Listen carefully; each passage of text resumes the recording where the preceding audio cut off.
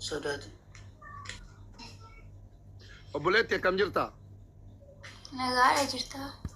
Jirra alhamdulillah. Maal taate? Akkuma hin taane akkuma inni jedhee sitti mee hin ta'e bada. Madaamii si adeetteetti akkuma inni siin jedhee miti ani isa inni nama nukaan beekuun yan si malee sirra abbaan rakkoo si. Abbaan rakkoo si waan ta'eef isi nama nama malee sada manuan. Ayyoo isuma inni amma sitti mee jedhee dhumanni. La. Obboleettii koo maal taate rakkoo kee natti madhati? Waa'ee maaltu uumame ati natti madhu rakkoo kee ofii keeti. Maaliif asi bidee? Rakkoon kee maali? Rakkoon ati rakkatte maali? Ati madhu afaan keetiin giiftii koo. Maandiree nyaata na dhowwattee kan bishaan illee fudhadhee inni tallaajaan qolloftee koshiinaas qolloftee siin mantaa'ee siin booddee kan immoo shaanxaa koo fuutee bakka bultii si geessitee wayyaas waan himan qayyara dhabeen torbee tokko akka kanattiin hin taa'ee waan dheengaddal kan immoo intalaa wajjin lama ta'anii na rukutanii jechuun isin jedhee manaan dhiisee. Manichi mana xalabaa ati latteedhaa? Mana xalabaati manichi?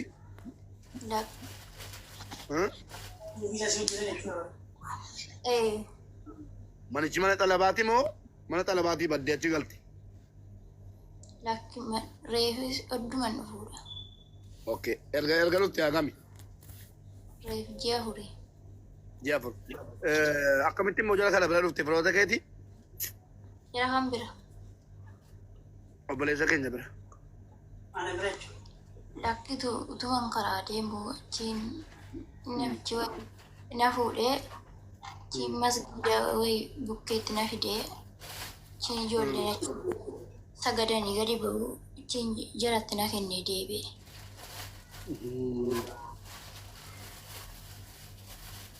Yaani nooma hin beekne bira jirta jechuudha? Ajaa'iba wallahi. Deemisi hin jette qaalittiin? Deemini naan jettee inni darbattu obbolee. Biiroo si erge maatiin kee ni beekanii? Biiroo si erge maatiin kee ni beekanii? Beeku daldaalichatti dawwalanii turan jedhanii. Ilaamee? Madaamii abaaramtuu waa tokko gochuu hin dandeenyu akkanaa gootu? Lakkoofsa biiroo sanaan qabdaati?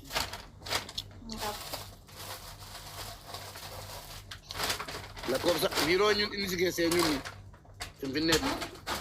Obboleessa keeti moo obboleettii keeti kan biiroo si geesse Finfinneetti? Bulcheewwan na geesse. Lakkoofsa bejjoo keetii ammuma? Fooloo si deebisee obboleessoo? Taajuu? Lakkoofsa fooloo si deebisee jira lakkoofsa bejjoo si ammuma naa kenni ol deebi. Ammuma keessaan naa kenni torba barreeffadhu. Buusaa naa kennee adeemu. Inda wallaa sumarra ta'e bejjootti. Qallaaliidha kun. lakkoofsa kee qaba bara WhatsApp si erga. Amma na ergi kakalas mbu'in akkas taanaan. Lakkoofsa kan abbaa kee keessatti. Asakal. Amma ijoollee kanaa viidiyoo jedheetan sagantaa itti qabee waan akkanaa kana guyyaatti hojjedha malee ijoolleen keenya akkanaa danuun keessaa na dubbisaa jedhee humna kootii ol ta'ee jennaan ijaallaadhaan jira. Onlaayinii dhuma irratti hin mala kana booddee. 22 51 52 53 Ijoollee kompiitingii godha. Manni hundi mana sagaleeti. Manni hundi mana sagalee ta'uu qaba. Manni hundi mana sagalee ta'uu kompiitingii ishee godha. Kompiitingii ishee godha. Hundi keessanuu. Kompiitingii ishee godhe obboleessa.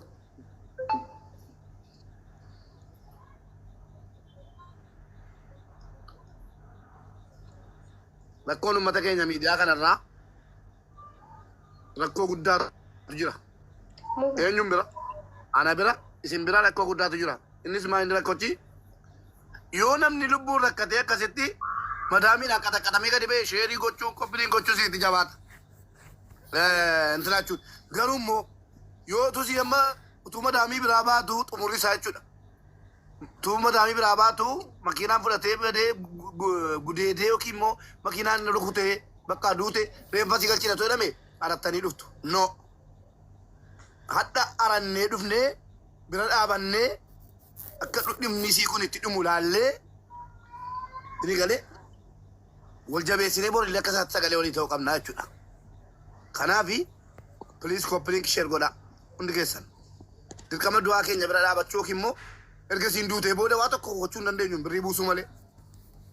Ilmi namaa tun hin du'in shamarran keessattuu tun hin du'in sagalee ta'uu qabna. Hubee. Ergamaan mucoo tokko dhuftee deemtee beektaa kennaa ergamaan nan dubbate tokko yoo jiraate ta'e lakkoofsa tokko naa barreessi jedhaayi. Mucoon tokko illee akka ammaa maadaam ishee baay'ee dabdabdii nyaata dhoowwattee mi'aawna nan jetta Saawudiidha. ከዛ ከነጓ ሸንረቴ ፓስፖርት ያከ ሽምቢያ ከናን ደምኔ ምናምን ተገሩ ሱረቴ ነኝ እንዱማነ አዝለ ወጅራት ተቀል ደንደስ ከና ወጅራት ለፈቶ ኮበረስ እንደም ደሃለት ወዳ ሸር ኮፕሊንግ ተሻደፋ ከና ወጅራት ተቀል ኮበረስ ገርታ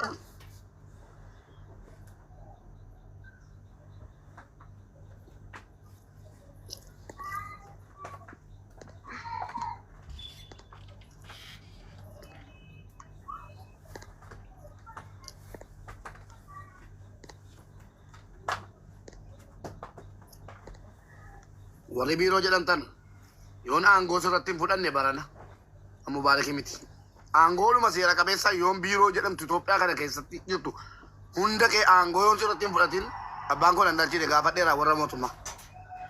Gaafadheera akkan himata abaqaa shamarranii ta'ee himata akkan itti banuu danda'u biyyan barbaadetti biirootti jechuudha. Mootummoota gaafadheen jira. Takkaa wanni kun hin jiru biyya keenya keessaa haaraadha jennaan. Wanna akkana jedhamu hin jiru shamarran biyya arabaa guutuu isinii mallatteessuu hin danda'a barbaadan biyya hunda dhaqee jedhee itti meera. Waraqaa galfadheen jira. Isuma dhuguma jechuudha. Gaafadheen jira yoo milkaa'e isinii dhumattee itti biroo. Isuma dhuguma rabbi isin rakkisu malee abboon mata abaara yoo abaarte rakkoodhaaf. Yoo abaarte obboleessuma kee abaaraarta boriyoonni rakkate gadi ba'e numatu gargaara. Rakkanneem jalana waan uummata keenya kana. Ani duummatni biraa ajjeese nettoodha. Ani duummatni biraa cabaqee makiinaa irra ba'e ajjeese waa tokko diinuma ummatuma keenya jedhama warra amantaan tokko warra dhiigaan tokko warra oromummaa himatu afaan oromoo dubbata intala dubaraa bakka barbaadeetti erganii sanuu kan rukutan fa'i jiru warri biiroo madaamii gammachiisuudha jechuudha yoo madaamii kottu fuudhetti caammaa ofirraa baasanii ijoollee durbaa kan tumantu jiru naalabu shaklakum rabbi isin hin jiraachisin malee eenyuuf hin taatu ati saba keetiif hin taane. Ati birrii nyaattee achi garagaltee teessa ilmoo keetii wajjin nu asii rakkan nabbo min ayinat hizbinoo.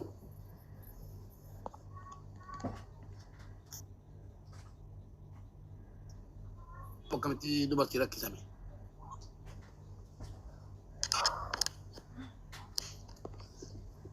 Abshiraasi birrii kennaa qofatu hin taane shamarran keenya qimamii madaamii kan nu jennu hadhaa gaafa isin rakkattani malee birriidhuma kennaa. Kota beri kena, mantap kanan juga.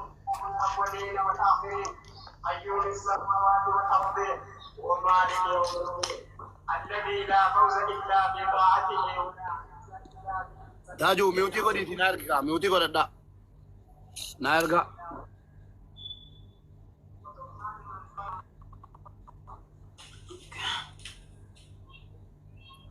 Taju, miuti ko ada, sinar ka, nanda wala kuno asi. Si fergemo mube. Ergeera mee mubee ergeera bar lakkoofsi kootu murrisaa meeqa kana irratti argite mana waa maal ijoollee shamarraniitii sagalee ta'u inumaayyuu amantaan nama ajaja malee dubartii humna hin qabdu bira dhaabadhaadha amantaan qabdu yeroo birrii gaafachuu namni birrii ijoollee shamarranii gaafatu kumaaf kifila yeroo muujalaaf sagalee ta'u nama tokko yookiin nama lama ta'u nama tokko yookiin nama lama.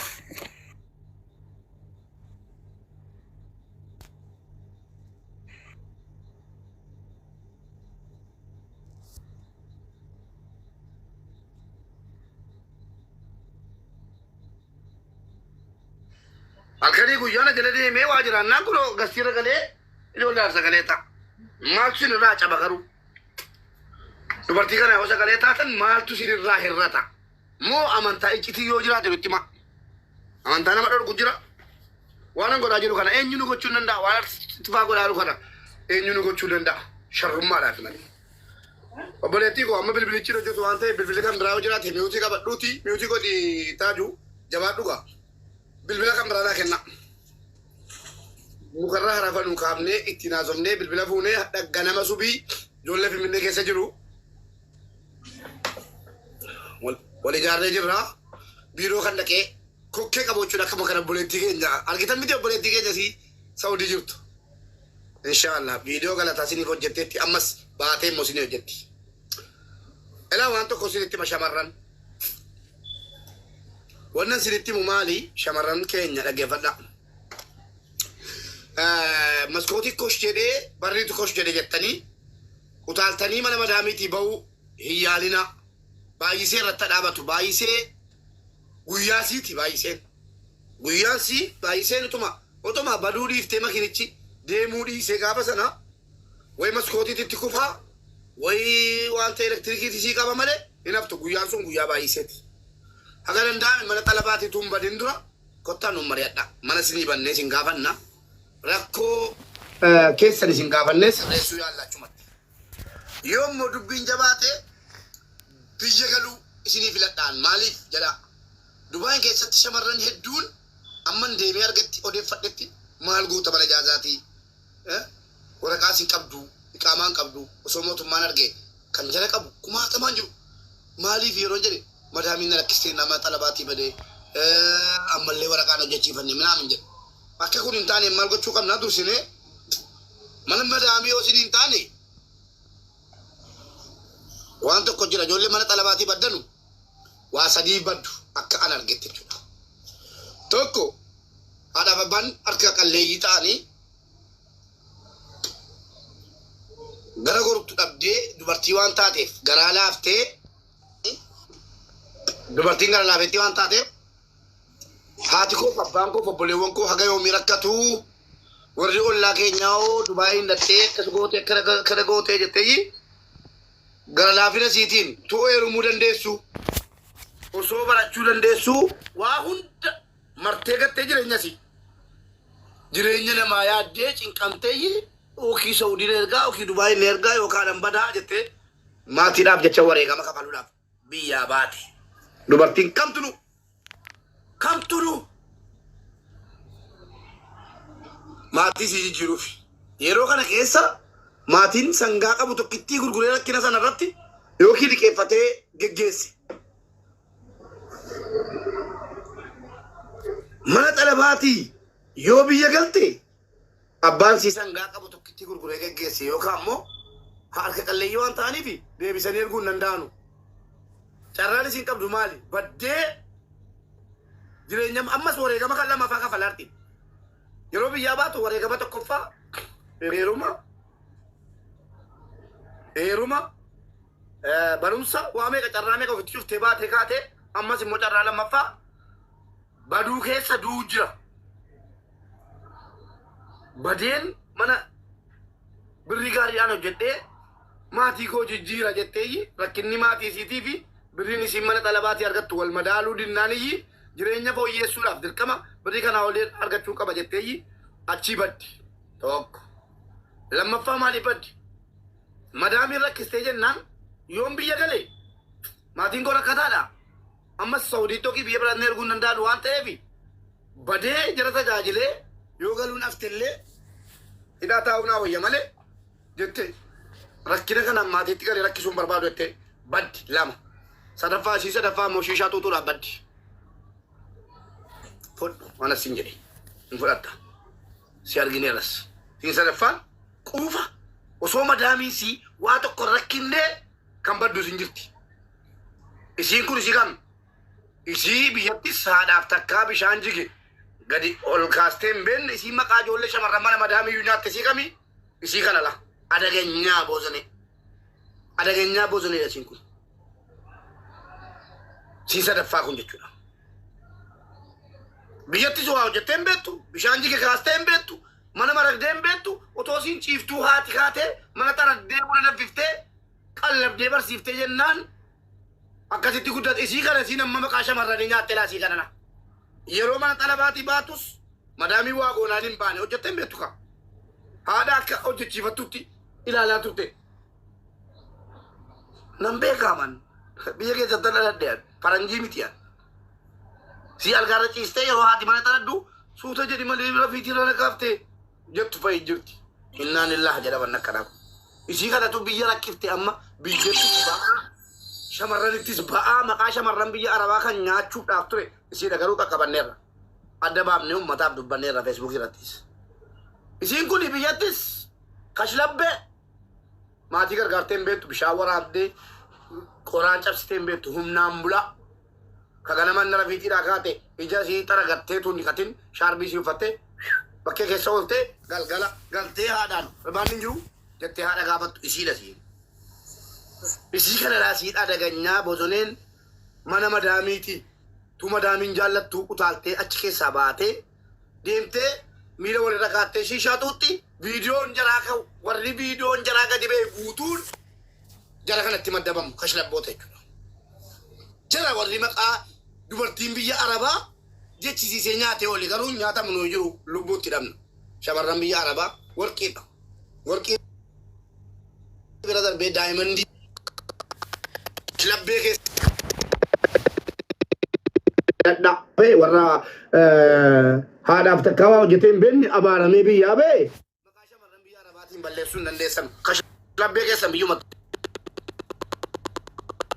sirraa goonirra jechuudha. Kanaaf akkas shamarran biyya arabaa bakka sadiitti qoodamu shi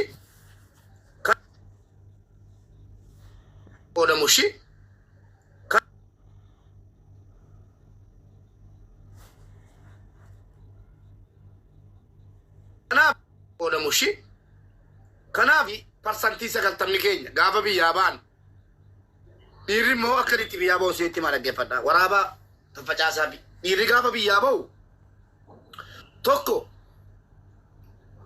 baratee waa meeqa jedhee nagadees akkaataan bakka mootummaatti toluu didee ummataaf harkisaa gadi taa'uu didee ummataaf feesbuukii irratti waa barreessaa ummataaf sagalee ta'aa seegalee mootummaa irratti qeeqa kaasaa maal jedhaa hidhamaa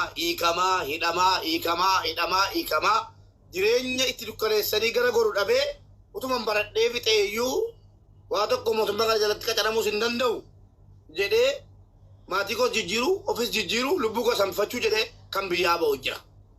Inni haqa qaba ummataaf jiraate rabbii si hojjina jiraatu ati. Inni lammaffaan immoo kan hattummaadhaan biyya gamsiisee gogaa oolaa fayyaarraa baasee oolaa fayyaa deemtu qabee gogaatti baasee macarashaa dhaqabu biyyaa ba'ee jira.